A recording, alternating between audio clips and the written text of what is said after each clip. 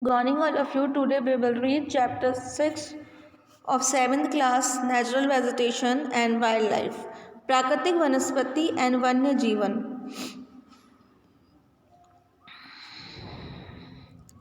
Salima was excited about the summer camp he was attending. She had gone to visit Manali in Himachal Pradesh along with her classmate. She recalled how surprised she was to see the change in the landform and natural vegetation as the bus climbed higher and higher. The deep jungles of the foothill comprising sal and thick slowly disappeared. She could see tall trees with thin pointed leaves and cone-shaped columns on the mountain slope. She learned that those were coniferous trees. She noticed bloom of bright flowers on the tall trees.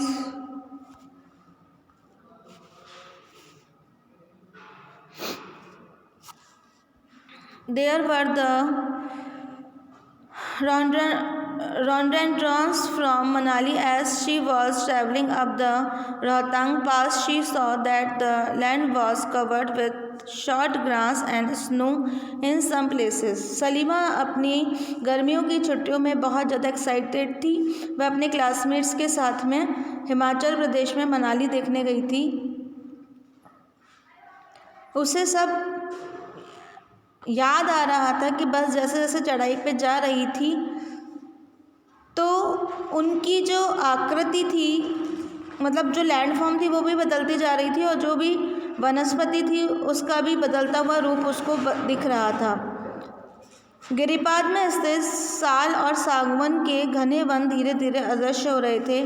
पर्वत की ढलानों पर पतली नुकीली पत्तियों तथा शंक्वाकार वितान लंबे वृक्ष दिख रहे थे. उसे पता चला कि शंकुधारी वृक्ष थे. लंबे वृक्षों पर खिले लाल लाल फूलों पर उसका ध्यान गया. वे रोडोडेंड्रॉन के फूल थे. मनाली से आगे रोहतांग दरें तक के रास्ते में उसने देखा कि भूमि छोटी छोटी घास और कुछ स्थानों पर बर्फ से ढकी हुई थी. मतलब जैसे जैसे वो ऊंचाई पे जा रही थी उसकी बस, तो उसकी जो वनस्पति थी वो चेंज होती जा रही थी.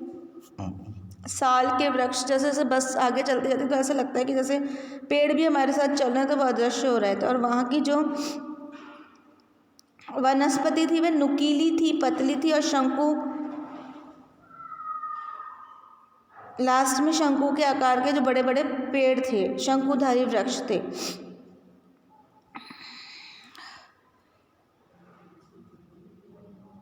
From Salima's observation, we surmise that there is a close relationship between height of land and the character of vegetation. With the change in height, the climate change, and that change natural vegetation.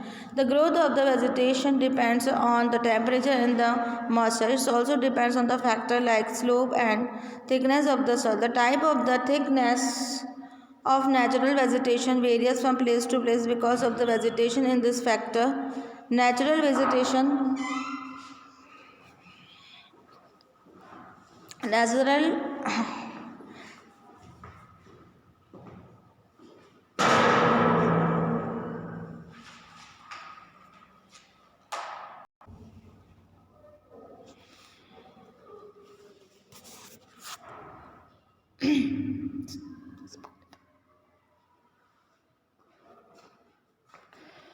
तो जो सलीमा जो ये बस में जा रही थी, घूम रही थी, और तो उसको देखकर ये ऑब्जर्वेशन हम करते हैं, ये अनुमान लगाते हैं कि जो स्थाई की जो ऊंचाई होती है और जो वनस्पति है वो एक दूसरे से संबंधित है. ऊंचाई में परिवर्तन के साथ जो जलवायु में भी परिवर्तन होता है.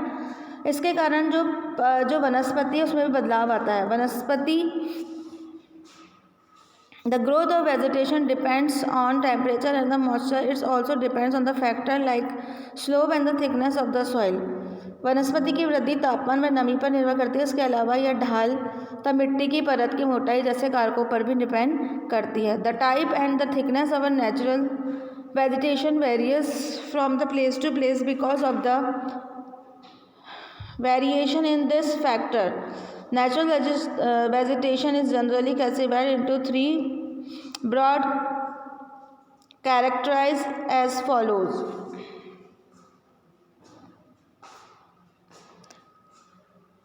तो इन जो घटकों में अंतर आता है उनके चेंजेस के कारण किसी स्थान की प्राकृतिक वनस्पति की संगतता भी परिवर्तित हो जाती है। आमतौर पर जो ये वनस्पति है इनको हम 3 श्रेणियों में रख सकते हैं। पहले है फॉरेस्ट वन विच ग्रो व temperature and the rainfall and the plentiful to support a tree cover. Depending upon these factors dense and open forests are grown. मतलब जो वन होता है वो वृक्षों के लिए बिल्कुल उपयुक्त होते हैं। यहाँ का तापमान उपयुक्त होता है और यहाँ पे रेन भी सही हो जाती है। तो यानी कि वन जो है वो उगते हैं। इन कारकों के आधार पर सघन व खुले वन विकसित होते हैं। फिर उसके बाद है ग्रास लैंड घास स्थल which grow in the region of the moderate rain जो मध्यम वर्षा वाले क्षेत्र में विकसित होते हैं। घास स्थल कहाँ होते हैं? जहाँ पर मध्यम वर्षा वाले क्षेत्र होते हैं वहाँ होते हैं। फिर है श्रब्स यानी कि कांटेदार झाड़ियाँ। Thorny shrubs and scrubs grow in the dry region. कांटेदार झाड़ व झाड़ियाँ केवल शुष्क क्षेत्रों में पैदा होती हैं। Salima was sharing her experience of Himalaya trip with his father. Her father visited various places in the world. He told Salima about the observation of the variety of vegetation in the different part of the different continents. मतलब जो सलीमा थी उसने अपने पिताजी से ये बातें share की कि वो घूमने गई तो उसे कैसे बदलाव अनुभव हुए। तो उसके जो पिताजी वो भी पूरे वर्ल्ड में घूमे हुए थे तो उन्होंने भी जो भी चेंजेस थे उसके पिताजी ने हर महाद्वीप में उसके बारे में जो सलीमा है उसको बताया। He mentioned about the coniferous forests in the subpolar region, thorny bushes in the desert, thick tropical hardwood forests in the humid region, and the many moss. Salima realized that the Himalaya have almost all variety of the vegetation which one can see while moving from the equator to the pole region. तो पिताजी जो है उन्होंने सलीमा को अलग अलग जो changes थे उसके बारे में बताया। उन्होंने उपध्रुवीय प्रदेशों में शंकुधारी वन, रेगिस्तान में कांटेदार झाड़ियों तथा आर्द्र प्रदेशों में घने उष्णकटिबंधीय काष्ठ वनों के बारे में कई अन्य जानकारी दी। सलीमा समझ गई थी कि हिमालय के क्षेत्रों में लगभग सभी वनस्पतियाँ पाई जाती हैं जो भूमध्य रेखा से ध्रुव की ओर जाने पर मिलती हैं। The change in the type of natural vegetation occur mainly because of the change of the climate condition. Let us get to know the different type of natural vegetation of the world with their characteristics, feature and the wildlife inhabiting there. प्राकृतिक वनस्पतियों के प्रकार में बदलाव का मुख्य कारण जलवायु का बदलाव है। अब हम विश्व के विभिन्न प्रकार की जो प्राकृतिक वनस्पतियाँ हैं उनके गुण और वहाँ प्रवास करने वाले यानी कि वहाँ रहने वाले वन्य जीवों की जानकारी प्राप्त करते हैं। One forest tropical evergreen forest. This forest are also called the tropical rain forest. Tropical evergreen forest मतलब उष्णकटिबंधीय सदाबहार वन। इन्हें उष्णकटिबंधीय वर्षा वन भी कहा जाता है। This thick forest occur in the region near the equator and also close to the tropics. These regions are hot and receives heavy rainfall throughout the year. As there is no particular dry season, the trees do not shed their leaves along. This is the reason they were called the evergreen. The thick canopies of the closely spaced trees do not allow the sunlight to inside the forest even in the daytime. Hardwood trees like rosewood, ebony, mahogany are common there. मतलब ये जो उष्णकटिबंधीय one हैं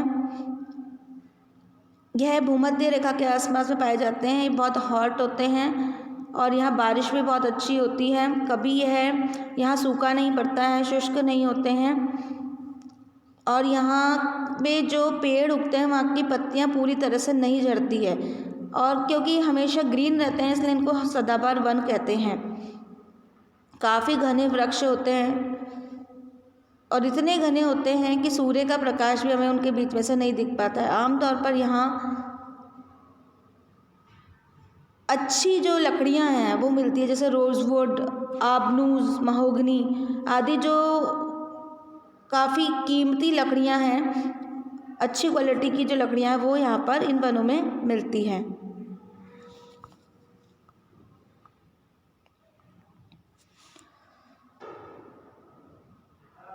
tropical deciduous forest, उष्णकटिबंधीय पर्णपाती one. Tropical deciduous are the monsoon forests found in the large part of India, northern Australia and the Central America. This region experiences seasonal change.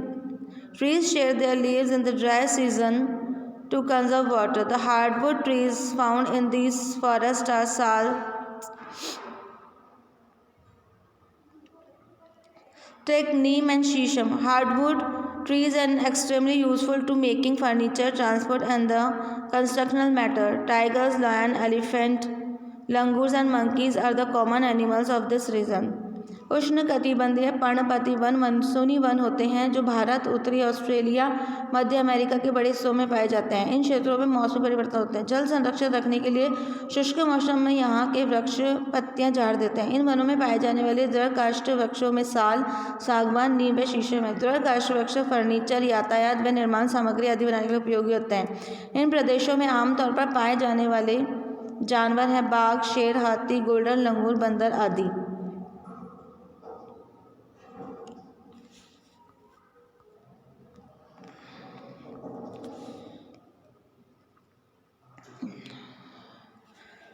Temperate deciduous forests. As we go towards the higher latitude, there are more temperate deciduous forests. These are found in the northeastern part of USA, China, New Zealand, and also found in the coastal region of the West Europe. They shed their leaves in the dry season. The common trees are oak, ash, beech, etc.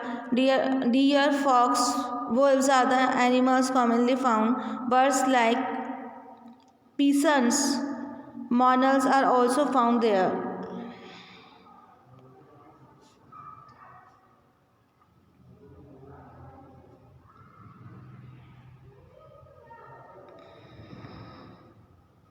उष्णकटिबंधीय पर्णपाती जो one हैं उनके बारे में बताया गया है कि ये जो हैं वो उत्तरी ऑस्ट्रेलिया और मध्य अमेरिका में पाए जाते हैं।